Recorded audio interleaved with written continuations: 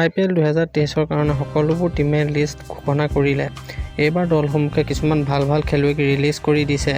IPL 2023ত এবাৰ Sunrisers হায়দৰাবাদে তেওঁলোকৰ প্ৰমুখ খেলুৱৈ কেপ্টেইন কেন উইলিয়ামছনক ৰিলিজ কৰি দিছে। কেন উইলিয়ামছনে বৰ্তমান সময়ত বেটেৰে ভাল প্ৰদৰ্শন কৰিব পৰা নাই। এওঁ আগৰ বছৰ IPLতো ভাল প্ৰদৰ্শন দেখুৱাব পৰা নাছিলে আৰু এই বছৰত হোৱা T20 ৱৰ্ল্ড কাপতো তেওঁৰ প্ৰদৰ্শন ভাল নাছিল। আৰু ইফালে কলকাতা নাইট ৰাইডাৰ্ছ দলটোৱে শ্ৰেয়স আয়াৰক 12.25 কৰোৰ টকাত কিনিছিল, কিন্তু তেওঁ কেপ্টেইনশ্বিপ 14খন মেচত 6খনহে জিকিবলৈ সক্ষম হৈছিল আৰু সেইবাবে এইবাৰ কেন উইলিয়ামছনক KKR দলটোৱে কেপ্টেইনৰ ভূমিকা পালন কৰিবলৈ দিব পাৰে। কাৰণ কেন উইলিয়ামছনে ছানৰাইজাৰ্ছ হায়দৰাবাদৰ কাৰণে 8 বছৰৰ কেপ্টেইনৰ ভূমিকা পালন কৰি আহিছে। সেইবাবে শ্ৰেয়স আয়াৰৰ তুলনাত কেন উইলিয়ামছনৰ বেছি অনুভৱ আছে কেপ্টেইনশ্বিপ কৰাত।